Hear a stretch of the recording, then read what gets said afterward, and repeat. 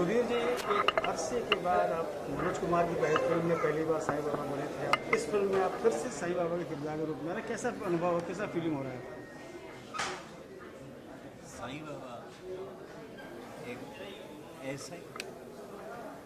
ऐसा व्यक्तिमत्व था, ऐसी शख्सियत थी कि जो कोई सोच नहीं सकता। उस आदमी ने जिन दिनों जात पात धर्म ऊंच नीच छूत अछूत ये सब समाज में फैली हुई थी, उन दिनों सब लोगों को इकट्ठा करके एक ही हांडी में खाना बना के एक साथ खिलाने का मुश्किल नहीं दुश्वार काम किया।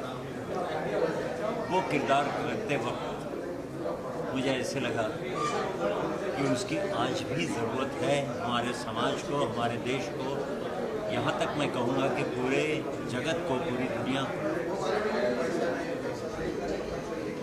बाबा का जो पैगाम है वो इंसानियत का पैगाम। एक अच्छा इंसान बनना बहुत मुश्किल होता है और बाबा ने ये सीख लोगों को दी। अब मालूम नहीं उनके भक्त कहाँ तक उसको आचरण में, प्रैक्टिस में लाते हैं, लेकिन बाबा का किरदार पिछले 38 साल में मैं कई बार कर चुका हूँ। सिर्फ एक चीज़, बाबा का लिबास पहन के मेरी जिम्मेदारी बढ़ जाती है, लेकिन उसके साथ लोगों तक एक अच्छा संदेश, अच्छा पैगाम, एक अच्छा मैसेज पहुंचता है। इसके लिए मैं बाबा का किरदार करता रहूँगा, करते आया हूँ। अब जवानी में करना और इस उम्र में जाके करना, उसमें ज़रा फ़र्क पड़ता है। उन दिनों मैं बुढ़ापा मेरा शरीर पेल लेता था, अब ज़रा मुश्किल हो जाता है, लेकिन जहाँ तक हो सके मैं ज़रूर करूँगा और बाबा का संदेश लोगों तक, इंसानियत का संदेश, इंसानियत का पैगाम पहुँचाने की बाबा के लिबास में आके कोशिश करूँगा। ये मेरा वादा है। इसके लिए मुझे बार बार बाबा का किरदार करना पड़े और अच्छा पैगाम देना पड़े तो मैं बखुशी करता रहूँगा।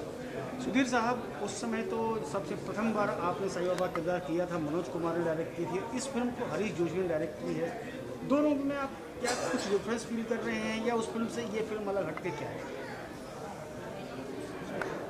शिरडी के साईं बाबा 1977 में जो रिलीज़ हुई, वो फिल्म सरला चैरिटी ट्रस्ट ने बनाई थी, जिसमें मनोज कुमार जी ने स्क्रीन प्ले और डायलॉग्स लिखे थे और उनके ब्रदर इन लॉ, मतलब उनके बीवी के भाई अशोक भूषण जी ने उसका डायरेक्शन किया। और पांडुरंग दीक्षित जिन्होंने संगीत दिया था उस फिल्म में, पांडुरंग दीक्षित जी ने मुझे एक नाटक में देखा। मेरा चेहरा देख के उन्हें ऐसा लगा कि बाबा के लिबास में ही, बाबा के गेटअप में मैं अच्छा लगूंगा, सही लगूंगा। इसलिए उन्होंने मुझे बुलाया, गेटअप किया। उनके माताजी पिताजी जो बाबा के पास 1915 में रह चुके थे, उनको दिखाया तो बोले हाँ बाबा ही लगते हैं। मनोज जी ने बोला तो बाबा ही लगता है। लेकिन मैंने 10 महीने सूफी फ़कीर क्या होते हैं उसका अभ्यास किया और फिर 10 महीने के बाद मैं कैमरे के सामने गया। उसमें सब लोगों का सहयोग है, जिसमें सबसे बड़ा सहयोग पांडुरंग दीक्षित जी जो आज जीवित नहीं है, पंडित मनोज कुमार जी, अशोक भूषण, हमारे सिनेमाटोग्राफर MW मुकादम, बाकी सब सहकारी जिन्होंने सहयोग दिया इस फिल्म, उस फिल्म बनाने में। उसके वजह से आज साईं के किरदार में मैं आप लोगों के सामने आता हूँ। इस फिल्म में सिर्फ ये बताया है कि कुछ भी कठिनाइयाँ आती है तो बाबा कैसे, किस रूप में आके कैसे मदद करते हैं, ये दिखाया गया है। और जो इंसान इंसानियत भूल जाता है उसके साथ अच्छाई नहीं होती। और ये पूरी फिल्म लोग देखेंगे तब उन्हें पता लगेगा कि साईं का महत्व क्या है। साईं कोई चमत्कार करने वाला कोई ऐसा आदमी नहीं था कि जिन्होंने कहा कि मेरी पूजा करो, मुझे मेरा भजन करो। पत लोग करते रहे तो बाबा कहते हैं जो तुम्हारी मर्जी, मालिक तो एक ही है। इस तरह से बाबा का किरदार करने में मुझे मज़ा आता है। मेरा जीवन बाबा को समर्पित किया है मैंने, दूसरे भी किरदार करते रहता हूँ, लेकिन जब भी बाबा का आता है तो मैं करता ही करता हूँ, क्योंकि उसमें एक पैगाम जो है, एक संदेश है जो आज के समाज के लिए सिर्फ भारत देश में ही नहीं है तो पूरी दुनिया के लिए ज़रूरी है। इंसानियत का पैगाम, इंसान बनो। अच्छे इंसान बनना बड़ा मुश्किल होता है, कोशिश करो इंसान बनने की। इंसानियत को आचरण में लाओ, रोज़मर्रा की ज़िंदगी में इंसानियत से पेश आओ लोगों से, अच्छा इंसान बनो। बाकी तो मालिक है ही है, अल्लाह। सुधीर साहब आपकी इसी, लेकिन हाल ही में कुछ महीने पहले गुरु शंकराचार्य ने इसके खिलाफ एक आंदोलन छेड़ा, लेकिन आप जैसा कह रहे हैं कि साईं बाबा अपने आप को भगवान नहीं बोलते, तो आप गुरु शंकराचार्य के इस कदम को क्या सही मानते हैं या गलत? सॉरी, इसके बारे में मैं कोई कमेंट नहीं करना चाहूँगा। दादा आइए,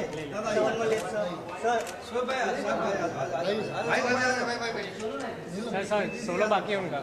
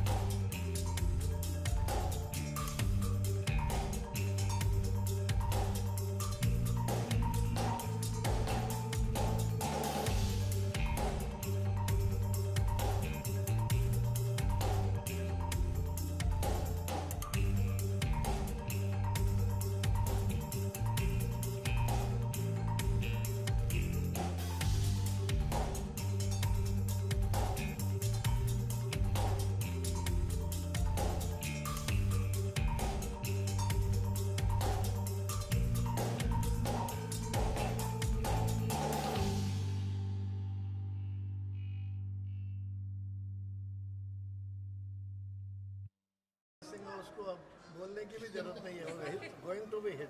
लोग देखेंगे और बहुत पसंद करेंगे। आप लोग बढ़िया से बात लिख दो, बढ़िया से बजा दो, इसको मीडिया में जरा हाइप कर दो, पिक्चर बहुत अच्छी जाएगी। अच्छे लोग हैं, अच्छी पिक्चर है। सर साईं बाबा का तो कोई जवाब ही नहीं। जो भी साईं बाबा के लिए कोई पिक्चर बनेगी तो हिट होने वाली है, क्योंकि उनके भक्त बहुत है, भक्तों की कोई कमी नहीं है। सो अगर भक्तों के हिसाब से पिक्चर बनी है हिसाब से तो पिक्चर चलनी चाहिए। और प्रोड्यूसर साहब ने बहुत मेहनत की है, देखा है तो मिलते रहते थे मेरे को, जितना इन्होंने मेहनत किया है भगवान इनको इसका ऐश्वर्य दे। Thank you sir. Bhanwari Devi पे हमने आपकी फिल्म देखी थी। अरे आप छोड़ यार, आगे आने वाले दिनों में प्रोजेक्ट तो बता दीजिए आप। अरे सर, मेरी बहुत 2-3 पिक्चर शुरू हो रही है, अभी मैं कुछ बोलने की पोजीशन में नहीं हूँ। बस बड़ी स्टार कास्ट लाई हम तुम्हारे सनम और उस लेवल में ही बन रही है। एक तमिल में भी शुरू हो रही है, इसलिए अभी कुछ बोल के फायदा नहीं। अभी शुरू हो रही है, बस हफ्ते 10 दिन में शुरू हो रही है। बस सरप्राइज दूंगा सर, सरप्राइज दूंगा सर। बहुत बढ़िया फिल्म, अच्छी फिल्म, बड़ी स्टार कास्ट की फिल्म। कोई मुद्दा पहले भी नहीं था, अभी नहीं। मुद्दा भाईचारे का, भाईचारे का मुद्दा है बस। I need blessing. Thank you very much. Thank you sir. ज़्यादा जबरदस्त हिट थी। अब आप आज ये लेके आ रहे हो ओम साई राम जी, इसमें उसमें क्या फर्क है? वो फिल्म साईं बाबा का जीवनी पे बनी थी और ये फिल्म जो है साईं बाबा भक्तों को किस तरह से सहाय होते हैं, किस तरह से उनकी मदद करते हैं, इस पर यह फिल्म है। कितना समय लगा आपको इस फिल्म को बनाने में? फिल्म को बनाने में ज़्यादा समय नहीं लगा, क्योंकि एक ही शेड्यूल में पूरी फिल्म हमने कंप्लीट कर ली थी। कुछ 2-4 दिन का जो काम बचा था वो हमने मुंबई में आकर कर दिया था। इसलिए इसके शूटिंग में, इसके बनने के दौरान एक मतलब कहना एक पैसे की प्रॉब्लम हमें नहीं आई। उस फिल्म का एक अलग ही इमेज, अलग ही लोकप्रियता मिली थी। आपको क्या लगता है कि ये फिल्म उसको कहाँ तक छू पाएगी, या इस फिल्म का अलग किस ढंग का व्यूवरशिप होगा? वो फिल्म एक अलग फिल्म थी, ये फिल्म एक अलग फिल्म है। ये पूरी फिल्म आस्था की फिल्म है। जो साईं को मानते हैं उनके लिए बहुत अच्छी फिल्म है। उनको एक मैसेज है कि जब भगवान साईं बाबा आपको जो कुछ भी दे रहा है, जब उसको मतलब जितने भी भक्त हैं वो बांटने में कंजूसी नहीं कर रहे हैं, तो आप उसको खर्च करने में कंजूसी क्यों कर रहे हैं? तो उसका जो पैसा आता है उसको आप अच्छे तरीके से, मतलब गरीब तबके में, जहाँ पे शिक्षण का अभाव है, जहाँ पे पानी की कमी है, जहाँ पे ये है, उसमें इस्तेमाल करें। हमारा मिशन भी यही है कि जो साईं के नाम पर फंड आता है, जो भी होता है, उसको अच्छी तरह से यूज़ होना चाहिए। और हमारे फिल्म में कैरेक्टर भी यही कहते हैं कि हम जो मंदिर बना रहे हैं उससे जो भी चंदा होगा वो हम चंदा समाज सेवा के काम में लगाएंगे। ये इस फिल्म में साईं बाबा का किरदार तो सुधीर दलवी जी निभा रहे हैं, इसके अलावा और कौन मुख्य किरदार है आपके फिल्म? इसमें मुख्य किरदार में ढूंढीराम हैं, जो मेन कैरेक्टर हैं, जो एक गांव के किसान हैं और साईं के बहुत बड़े भक्त हैं। उनके साथ उनकी पत्नी है, उनकी एक बेटी है। उसके अलावा गांव के ठाकुर हैं, उनकी पत्नी है, उनका बेटा है, और गांव वाले जो हैं वो सारे किरदार हैं। मतलब गांव में अलग अलग डिफरेंट किरदार हैं। 2 चोर भी हैं, 2 ऐसे लोग भी हैं जो मतलब गांव में गटर मस्ती करते रहते हैं, ऐसे लोग भी। मतलब अलग अलग तरीके के गांव के किरदार हैं। कब तक आ रही है फिल्म? बस बहुत जल्दी आ जाएगी। हम लोग अभी तय कर रहे हैं कि सितंबर में जल्द से जल्द आ जाए। Thank you sir. फिल्म का म्यूजिक लॉन्च हुआ, उसके बारे में क्या कहना चाहिए? नहीं, फिल्म का म्यूज़िक बहुत अच्छी तरह लॉन्च हुआ और मतलब भव्य ही कहा जाएगा एक तरह से कि अच्छी तरह से इस फिल्म को लॉन्च किया गया, इसके गानों को लॉन्च किया गया। आपका क्षमा चाहूँगा इसमें। सर क्या कहना चाहेंगे? मेरे साईं का म्यूजिक लॉन्च हुआ तो किस तरह क्या कहना चाहेंगे? मेरे साईं राम एक बहुत ही धार्मिक फिल्म है और बहुत अच्छे स्केल पे बनाई गई है।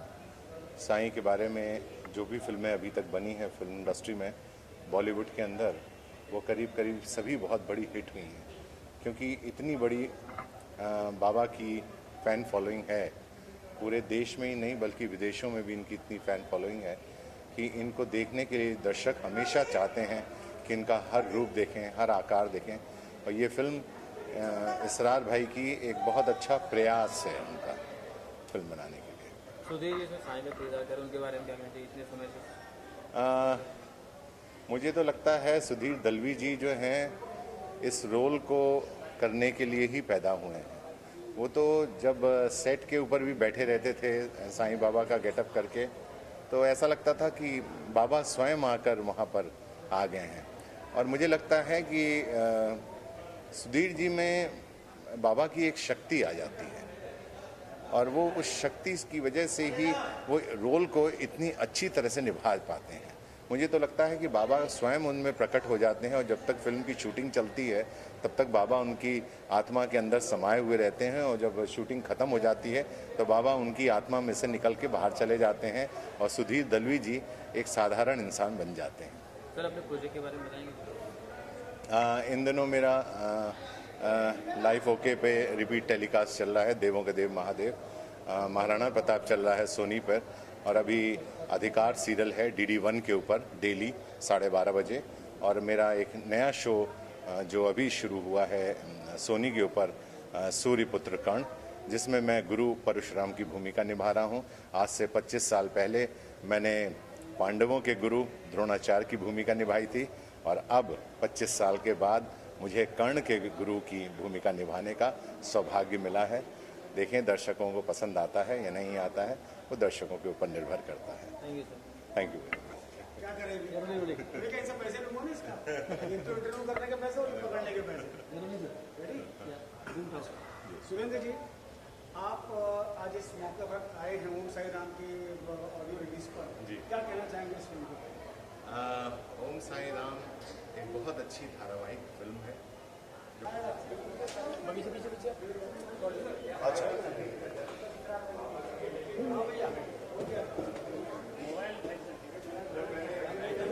अच्छा अच्छा अच्छा ठीक।